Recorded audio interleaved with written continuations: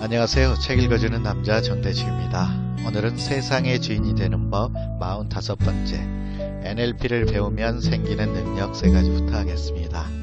1. 슈퍼스타가 된 NLP.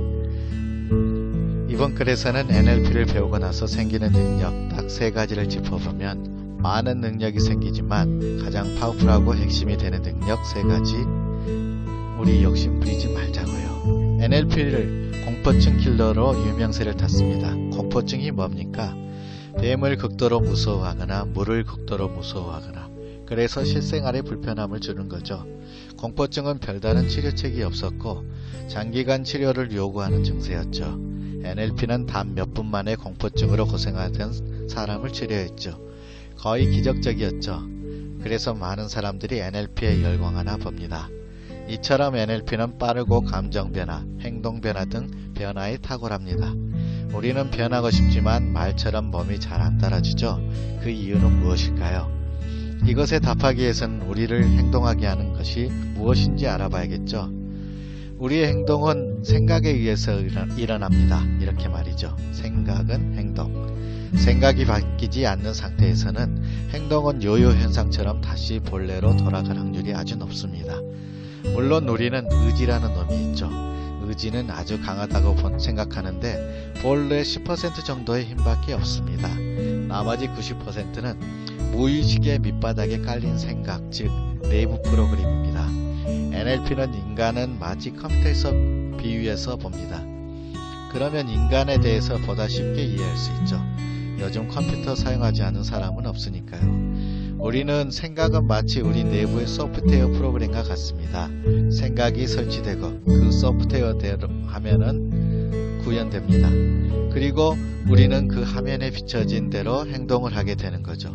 쉽게 윈도우 화면의 소프트웨어 아이콘을 더블 클릭하면 프로그램이 실행되고 그 프로그램에 따라 적합한 행동을 하는 것과 비슷한 원리입니다. 2. NLP를 배우면 생기는 3가지 능력. 자, 그럼 서론은 여기까지. 본격적인 여러분이 알고 싶어하는 NLP를 배우면 생기는 3가지 능력에 대해서 알아보죠. 시뮬레이션 능력. 우리 두뇌는 생각보다 똑똑하지 않습니다. 상상과 현실을 구분할 수 없습니다. 우리가 어떤 상상을 하면 두뇌는 경험한 것으로 받아들입니다. 우리의 꿈도 하나의 경험이고 우리의 상상도 하나의 경험입니다. 신기하죠? 그래서 생각을 조심해 하라는 말이 있나 봅니다. 상상과 현실, 경험의 차이는 뭐가 있을까요? 서로 장단점이 있습니다. 상상은 가상현실, 장점은 한계가 없다. 그냥 무엇이든 상상의 세계에서 할 수 있다. 단점, 현실처럼 리얼하거나 그래픽의 질이 좋지 못하다. 흑백의 선으로 표시되기도 하고 색상도 드문드문하다. 즉 오감, 시각, 청각, 미각, 후각, 촉각의 질이 떨어집니다. 지금 눈을 감고 상상해보네요. 현실처럼 생생하게 보이나요? 현실, 장점, 한계가 많다. 단점, 경험의 퀄리티가 높다. 시시각적으로 완벽한 컬러 영상을 구현하며 오감을 충분히 만족시킨다. 거꾸로 된 것 같네요. 장점과 단점이. 예전에 하버드 대학교에서 한 실험을 기억하시나요? 노쇠진 노인분들 모셔놓고 실험을 했죠. 그분들은 걷히기도 힘들고 아주 허약해 했었죠. 하지만 그 노인분들이 생활하는 환경은 20년 전의 환경과 비슷하게 구현했죠. TV에서는 20년 전에 뉴스가 나오고 집안일도 스스로 해야 했죠. 그렇게 7일 후 노인들은 20년의 시각, 청력, 20년 전의 시각, 청력, 기억력, 악력을 되찾을 수 있었답니다. 이 이야기에서 시사하는 것은 우리의 변화는 그렇게 멀리 있지 않습니다. 다시 돌아오겠습니다. 인간의 두뇌는 상상과 현실, 즉 가상현실과 실제 경험을 구분할 수 없습니다. 모두 실제 경험으로 받아들입니다. 이거 완전 그저 먹을 수도 있겠군요. 상상과 현실을 구분할 수 없다니. 상상은 경험, 현실은 경험. 두뇌는 이렇게 사고합니다. 상상은 현실은 모두 경험.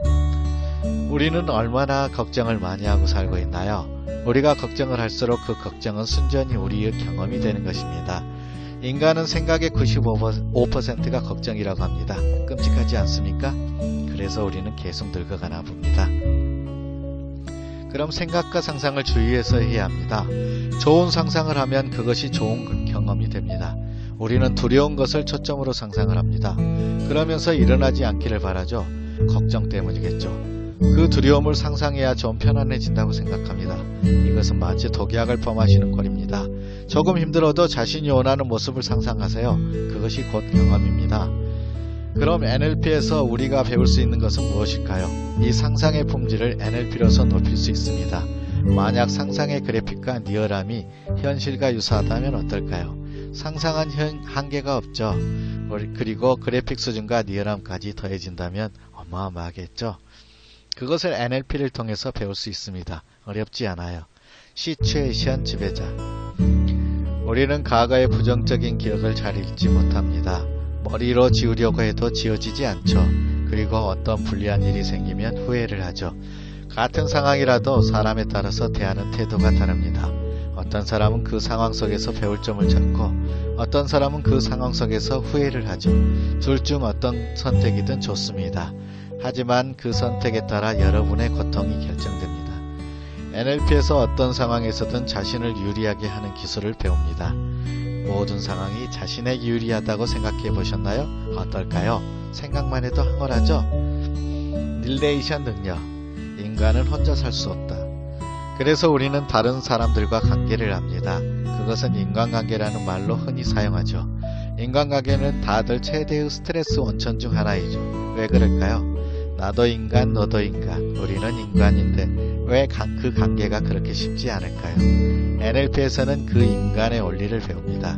왜 그렇게 인간이 작동할 수밖에 없는지 그 원리를 이해하면 현재의 스트레스는 절반가량 뚝 떨어지고 세상을 보는 눈 또한 달라집니다. 삶 정리하면 그래서 NLP를 배우면 스트레스가 현저히 떨어진다는 말입니다. 상상이라는 가상의 공간에서 걱정보다는 자신이 원하는 모습에 대해서 고품질의 그래픽으로 상상하여 경험을 창출하고 어떤 상황에서든 자신에게 유리하게 만들 이점을 취하고 인간관계에서 스트레스는 현저히 줄어든다면 현정한 인간의 시간을 좀 더 풍요롭게 사용하면서 불안보다는 편안함으로 라이프를 영위하게 된다면 어떨까요? 상상만 해도 심장이 뛰지 않습니까? 번역본이 오타가 많고 그래서 낭독하는데 좀 어려움이 있네요. 이해해 주시기 바랍니다. 오늘은 여기까지 하겠습니다. 오늘도 행복한 하루 되십시오. 책 읽어주는 남자 정대식이었습니다. 감사합니다.